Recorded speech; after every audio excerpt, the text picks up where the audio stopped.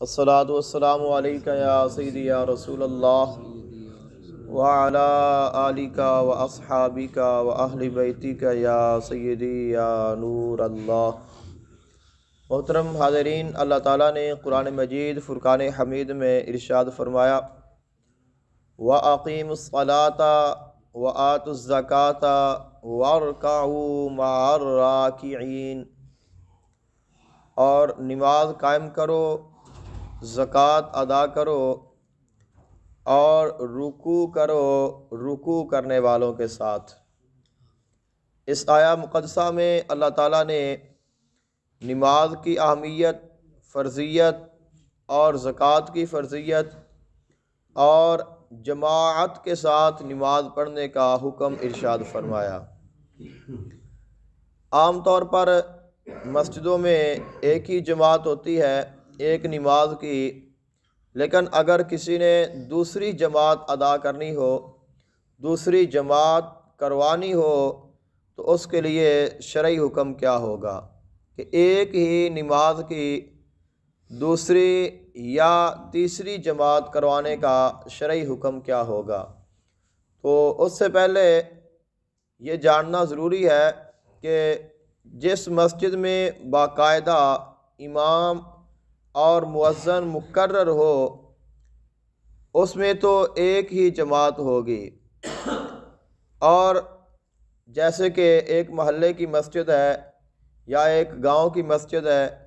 वहाँ पे इमाम भी मुकर्रर है, मुअज्जिन भी मौजूद है और वहाँ पे 5 वक़्त बाजमात नमाज होती है, तो उस मस्जिद में अगर कोई मुसाफिर आता है, जैसे कि हमने नमाज अदा की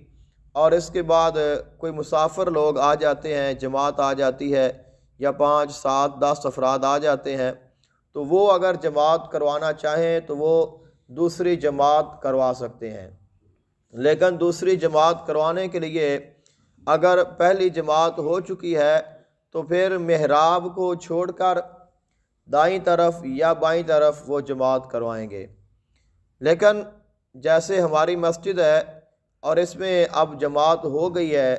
तो अगर हमारे महल्ले से ही कुछ अफराद आ जाएं जमात होने के बाद और उनमें कोई जमात करवाना भी जानता हो और वो चाहें कि हम दूसरी जमात करवा लें, तो वो नहीं करवा सकते। यानी मुसाफिर जो है वो जमात करवा सकते हैं और अगर वो आते हैं तो नमाज जमात के साथ पढ़ सकते हैं, लेकिन जो मुकीम है, महल्लेदार हैं, वो अगर आएँ और वो कहें कि हम दूसरी जमात करवाएंगे तो वो नहीं करवा सकते। इसलिए उनके लिए यही ज़रूरी और अफजल है कि वो पहली जमात में ही शामिल हों, और अगर वो जमात से रह जाते हैं तो फिर वो अपनी तन्हा नमाज पढ़ें। और अगर किसी दूसरी मस्जिद में उनको टाइम का फ़र्क है और उनको यकीन हो कि हम वहाँ पे जमात के साथ नमाज पढ़ सकते हैं, तो वहाँ पे जा सकते हैं, लेकिन वहाँ पे जाना लाजमी नहीं है। जैसे जमात के साथ नमाज पढ़ना लाजमी है, ऐसे ही अगर महल्ले में जमात हो गई है तो अब दूसरी मस्जिद में जमात की तलाश में जाना ये लाजमी नहीं है, लेकिन अगर कोई चला जाए तो नमाज हो जाएगी और ये मुस्तहब है। तो जो महल्ले वाले हैं उनके लिए दूसरी जमात करवाने से मना क्यों किया गया है? इसलिए किया गया है क्योंकि जमात का मकसद है लोगों का इकट्ठे होना, और जमात का मकसद है कसरत मुसलमानों की, ज़्यादा लोगों का जमा होना। तो अगर दूसरी जमात करवाई जाए तो फिर लोगों का जो पहली जमात में आने का शौक़ और ज़ौक़ है वो कम पड़ जाएगा, कि उनको पता होगा कि अगर पहली जमात हो भी गई तो कोई बात नहीं, दूसरी जमात हो जाएगी तो हम उसमें शामिल हो जाएंगे। तो इस तरह लोग सुस्ती करेंगे और लोगों में जो जमात का शौक़ और ज़ौक़ है वो ख़त्म होगा, और जो पहली जमात है उसमें लोगों की जो तादाद है वो भी कम होना शुरू हो जाएगी। इसी तरह अगर कोई जमात करवा रहा है तो दूसरी जमात करवाने के लिए लोगों को बुलाना भी जायज़ नहीं है। जिस तरह कि हम अगर ये जमात करवा रहे हैं, कोई दोस्त साथी बाहर मौजूद हैं, तो हम उनसे कहते हैं कि भाई जल्दी आ जाए, जमात होने वाली है, तो ये कहना सही है, दुरुस्त है। लेकिन अगर कोई दूसरी जमात करवा रहा है तो उसके लिए ये कहना کہ آپ جلدی آ جائیں یا آئیں ہم جماعت کرائیں، اس کے لیے باقاعدہ دعوت دینا یہ جائز نہیں ہے، لیکن اگر کوئی خود بخود آ جاتا ہے تو وہ اس میں شامل ہو سکتا ہے۔ اسی طرح اب دوسری جو مسجدیں ہیں وہ ایسی مساجد ہیں جہاں پہ باقاعدہ امام اور مؤذن مقرر نہ ہو۔ تو جس جگہ پہ باقاعدہ امام اور مؤذن موجود اور مقرر نہیں ہے، یعنی کہ وہاں پہ 5 وقت جماعت نہیں ہوتی، تو وہاں پہ اگر کوئی آتا ہے تو وہ اپنی جماعت کروا سکتا ہے۔ جیسے اسٹیشن کی مسجد ہے یا اڈے کی مسجد ہو جہاں پہ لوگ آتے جاتے رہتے ہیں، تو زیادہ مسافر ہی ہوتے ہیں، تو جو بھی مسافر آئیں اگر 2 4 5 ہیں تو وہ اپنی جماعت کروا سکتے ہیں۔ اسی طرح کوئی بھی ایسی مسجد ہو جہاں پہ امام مقرر نہ ہو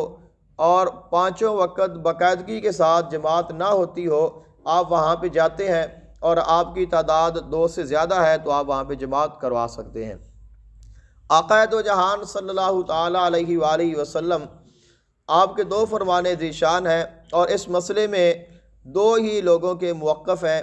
ایک وہ کہتے ہیں کہ آپ جب تعداد آپ کی 2 سے زیادہ ہو گئی ہے تو آپ جماعت کروا سکتے ہیں، اور دوسرے کہتے ہیں کہ آپ جماعت نہیں کروا سکتے۔ اب جو کہتے ہیں کہ آپ جماعت کروا سکتے ہیں وہ یہ حدیث مبارکہ پیش کرتے ہیں کہ آقا علیہ السلام ایک دفعہ مسجد میں موجود تھے اور جماعت ہو چکی تھی۔ اتنے میں ایک اور صحابی رسول وہ مسجد میں تشریف لائے، انہوں نے ابھی نماز پڑھنی تھی، تو آقا علیہ السلام نے ارشاد فرمایا کہ کون ہے جو اس شخص پر صدقہ کرے یا اس کی مدد کرے۔ تو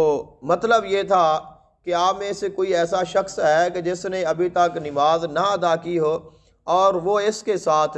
باجماعت نماز ادا کرے، جس کے ساتھ اگر تنہا پڑھے گا تو 1 نماز ہے، باجماعت پڑھے گا تو 27 نمازوں کا ثواب ہے، اور جو اس کے ساتھ پڑھے گا اس کی طرف سے یہ صدقہ ہوگا جو اس کے ثواب میں اضافے کا باعث بنا ہے۔ تو وہ یہ کہتے ہیں کہ اس وجہ سے دوسری جماعت کروا سکتے ہیں۔ تو اس کے لیے یہ ہے کہ ممکن ہے کہ وہ صحابی رسول وہ سفر سے آئے ہوں، وہ وہاں پہ مقیم نہ ہو، لیکن آقا علیہ السلام کا دوسرا فرمان اور آقا علیہ السلام کا عمل مبارک کہ جس سے ہم کہتے ہیں کہ دوسری جماعت خصوصاً جو محلے والے ہیں وہ نہیں کروا سکتے، کہ آقا علیہ السلام ایک دفعہ کسی کام سے تشریف لے گئے، کسی کی لڑائی ہو گئی اور آقا علیہ السلام ان کے درمیان میں صلح کروانے کے لیے تشریف لے گئے، اور آقا علیہ السلام کو دیر ہو گئی۔ جب آقا علیہ السلام واپس مسجد میں تشریف لائے تو جماعت ہو چکی تھی، تو آقا علیہ السلام نے پھر وہاں پہ جماعت نہیں کروائی، حالانکہ آقا علیہ السلام تو کروا سکتے تھے، اور اگر آپ تشریف لے گئے ہیں تو آپ کے ساتھ یہ یقینی ہے کہ صحابہ کرام بھی ہوں گے جنہوں نے ابھی تک نماز ادا نہ کی ہوگی، تو آقا علیہ السلام نے پھر وہاں پہ جماعت نہیں کروائی، بلکہ آپ گھر تشریف لے گئے اور آپ نے اپنے گھر والوں کو جمع کیا اور وہاں پہ آپ نے جماعت ادا کی۔ تو اپنے گھر والوں کو جماعت کروا کر آقا علیہ السلام نے نماز ادا فرمائی۔ تو پہلا ہے آقا علیہ السلام کا حکم، فرمان، جو پہلے ایک صحابی رسول کے لیے فرمایا کہ اس کے ساتھ کون جماعت کے ساتھ نماز پڑھے گا اور اس پر صدقہ کرے گا، اور دوسرا ہے آقا علیہ السلام کا عمل مبارک۔ تو فرمان سے عمل کی اہمیت زیادہ ہوتی ہے، جو آقا علیہ السلام نے کر کے دکھایا ہے، اس لیے کہا گیا کہ اگر آپ محلے دار ہیں، آپ مقیم ہیں، وہاں پہ آپ رہتے ہیں اور آپ کی جماعت رہ گئی ہے تو پھر آپ اپنی نماز باجماعت وہاں پہ ادا نہیں کر سکتے۔ ہاں، اگر کوئی شخص یہ چاہے کہ میں باجماعت نماز ادا کرنا چاہوں، اگر دوسری مسجد میں اس کو جماعت مل سکتی ہے تو وہ جا سکتا ہے، لیکن جانا ضروری نہیں ہے۔ لیکن اگر وہ گھر میں جائے اور اپنے گھر والوں کو جمع کرے اور گھر میں اگر جماعت کروا لیتا ہے تو اس میں کوئی حرج نہیں ہے۔